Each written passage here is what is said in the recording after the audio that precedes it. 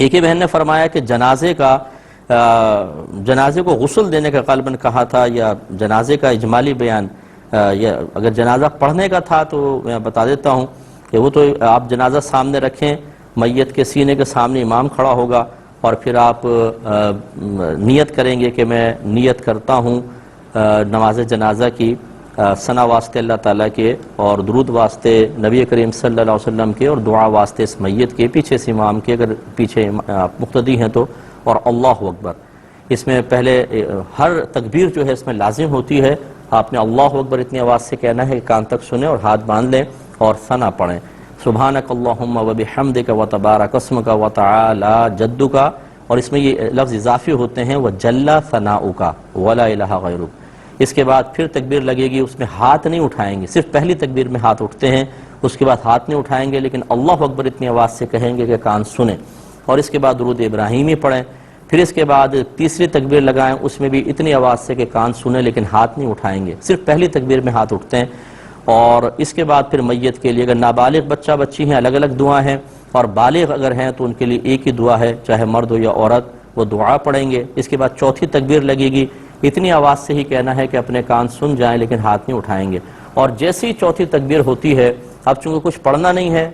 جس تکبیر کے بعد کچھ پڑھنا ہوتا ہے ہاتھ بندے رہیں گے، جس تکبیر کے بعد اب کچھ نہیں پڑھنا فوراً ہاتھ کھول دیں گے، دونوں ہاتھ کھول کر پھر السلام علیکم ورحمۃ اللہ، السلام علیکم ورحمۃ اللہ، سلام ہاتھ کھولنے کے بعد ہے۔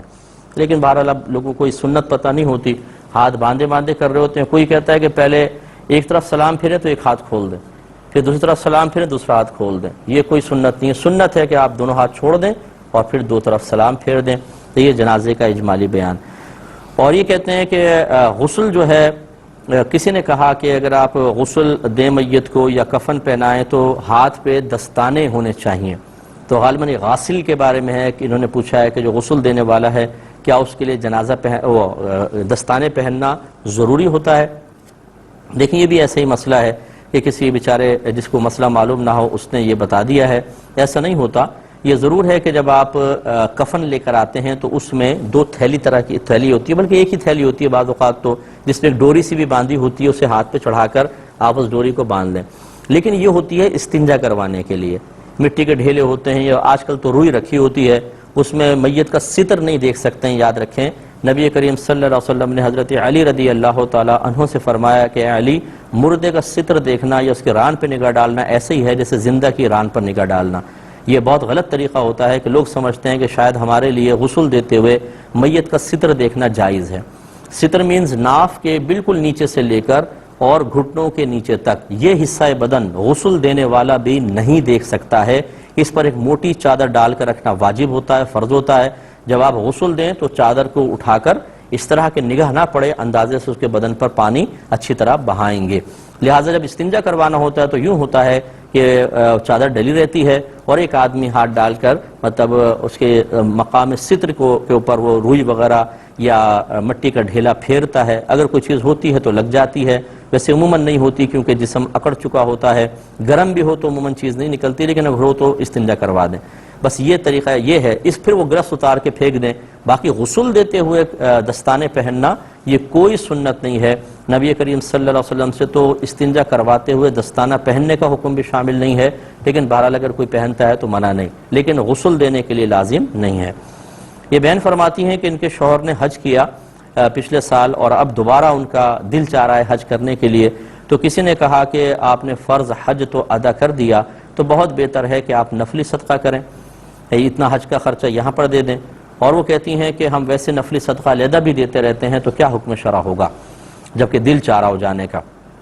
دیکھیں مسئلہ یہ ہوتا ہے کہ اس میں یہ ضرور ہے کہ اگر آپ کے سامنے کوئی ایسی صورتحال ہے کہ آپ نفلی حج کر لیں یا کوئی انتہائی محتاج غریب رشتہ دار ہے اسے پیسہ دے دیں، یا اور کسی جگہ پر دینی بہت سخت ضرورت ہے وہاں پیسہ آپ دے سکتے ہوں، تو پھر تو حکم شرعی ہوگا کہ نفلی حج کو ترک کر کے اس غریب کی امداد کریں یا اس دینی مسئلے میں یا معاملے میں آپ پیسہ دیں، یہ افضل اور اولیٰ ہے۔ ان کو نظر انداز کر کے نفلی حج اپنے صرف نفس کی تسکین کے لیے کرنا یہ مناسب نہیں ہوگا، یہی عمرے کا بھی حکم ہے۔ لیکن اگر ایسی کوئی ارجنٹ صورتحال نہیں ہے بلکہ جو آپ کے رشتہ داروں میں حاجت مند ہیں انہیں آپ ویسے تھوڑا تھوڑا نفلی صدقہ دے سکتے ہیں، دے رہے ہیں، اور دینی اداروں کے اندر بھی دے رہے ہیں، اور ایسی کوئی بڑی صورتحال نہیں ہے اور اللہ تعالیٰ نے آپ کو پیسہ دیا ہے، تو بالکل اگر آپ حج یا عمرہ پھر اس صورت میں نفلی کرنا چاہیں تو کوئی حرج نہیں ہے، بالکل کر سکتے ہیں، کیونکہ بہرحال ہمارے وہ روح کی غذا ہے، عمرہ بھی ہے، حج بھی ہے۔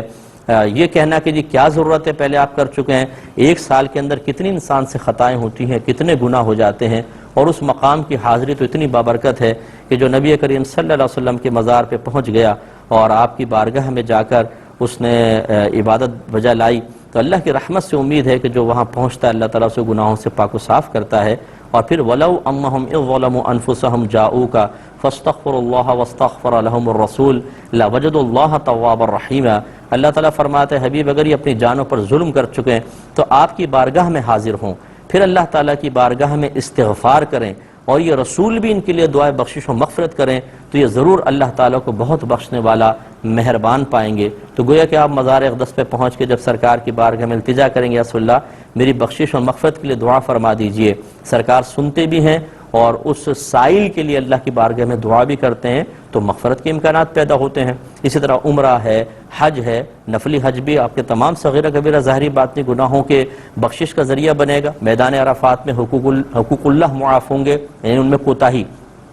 اور مزدلفہ میں پہنچیں گے تو حقوق العباد میں جتنی کوتاہی ہوئی اس کا گناہ معاف ہو جائے گا۔ اور ایک سال میں بعض اوقات ایسا ہوتا ہے ایک آدمی ساری زندگی اچھا رہتا ہے لیکن کبھی اس سے ایسا گناہ سرزد ہو جاتا ہے، ایسی خطا ہو جاتی ہے کہ اس کے لیے آخرت کی بربادی کا سا امکان پیدا ہو جاتا ہے، تو پھر یہ بالکل کوئی معاذ اللہ کوئی بیکار چیز نہیں ہے کہ یہ نفلی حج کا کیا فائدہ اور عمرے کا کیا فائدہ، اس کے بہت فائدے ہیں۔ لیکن مسئلہ وہی ہے کہ جب دو ضرورتیں سامنے آ جائیں اور ایک بڑی حاجت اور بڑی ضرورت موجود ہو، اس کو نظر انداز کر کے پھر دوسری طرف چلے جانا انسب نہیں ہوتا۔ ہم ہمیشہ تلقین کرتے ہیں، اس لیے بہت بہتر ہے اگر کوئی غریب ہے، رشتہ دار کو زیادہ مدد کی ضرورت ہے، کوئی اداروں میں یا کسی ایسی جگہ دینا ہے کہ جہاں دینی بہت زیادہ مصلحت اور ضرورت موجود ہے، پھر اس نفل کو قربان کر کے اس مقام پر آپ پیسہ دیں۔ امید ہے کہ آپ بات سمجھ گئے ہوں گے۔ انہوں نے فرمایا کہ بعض لوگ ایسے ہوتے ہیں کہ گھر والوں کی چیزیں بلا اجازت استعمال کر لیتے ہیں لیکن دوسروں کو اپنی چیز استعمال کرنے نہیں دیتے۔ اب اگر اس کی اجازت کے بغیر اس کی چیز اس نیت سے استعمال کر لی جائے کہ یہ بھی تو ہماری کرتا ہے تو کیا حکم شرع ہوگا؟ دیکھیں اگر کوئی گن پوائنٹ پہ موبائل چھین رہا ہے تو یہ سوچ کر کہ یہ چھین رہا ہے تو میں بھی چھیننا شروع کر دوں، یہ شرعاً جائز تو نہیں ہوگا نا۔ تو اس لیے اگر وہ غلط کر رہے ہیں تو آپ اجتناب کریں، آپ وہ غلطی نہ کریں۔ بلا اجازت کسی کی چیز استعمال کرنا جبکہ سامنے والے کے قلب میں ناگواری پیدا ہو یہ گناہ ہوتا ہے۔ ہاں اگر ناگواری پیدا نہ ہو، جیسے گھر میں بھائی بہن ایک دوسرے کی چیز استعمال کرتے رہتے ہیں، ماں باپ استعمال کرتے ہیں، جوائنٹ فیملی کے اندر بھابیاں اور نندے ایک دوسرے کی چیزیں استعمال کر رہے ہیں اور برا کوئی نہیں مان رہا، جیسے کچن کے اندر برتن سب کے رکھے ہوتے ہیں، جہیز وغیرہ کے سب یوز کر رہے ہیں اور برا نہیں مانا جا رہا تو استعمال بالکل جائز۔ لیکن اگر ناگوار گزر رہا ہے، ایسی چیزیں ہیں کہ منع کر دی گئی ہیں لیکن پھر بھی استعمال کر رہے ہیں تو گناہ ہے۔ اب اس کی بھی ایسی ہی چیزیں استعمال کرنا جو کہ ہم کریں تو وہ ناگوار محسوس کرے وہ بھی گناہ ہوگا۔ تو ہمارے لیے کسی گناہ کا ارتکاب کے لیے دلیل کسی کا گناہ یا کسی کا برا فعل نہیں بن سکتا ہے کہ جی ہمارے لیے جائز ہے کیونکہ وہ بھی ایسا کرتا ہے۔ ہمیں اجتناب کرنا چاہیے، گویا کہ آپ کو اجتناب کرنا چاہیے، اس کی چیزیں استعمال نہ کریں۔ ہاں اس کو سختی سے منع کریں یا پھر اس کو بڑوں کو فیصلہ کروائیں کہ وہ یہ کہیں بھی جب تم دوسروں کو استعمال کرتے ہو تو اپنی بھی کرنے دو۔ لیکن اس کے باوجود پھر بھی اگر بڑے بھی فیصلہ مسلط کر دیتے ہیں اور اس کے دل میں ناگواری پیدا ہو اور وہ راضی نہ ہو تو پھر ہمارے لیے ان کی چیزیں استعمال کرنا جائز نہیں ہے۔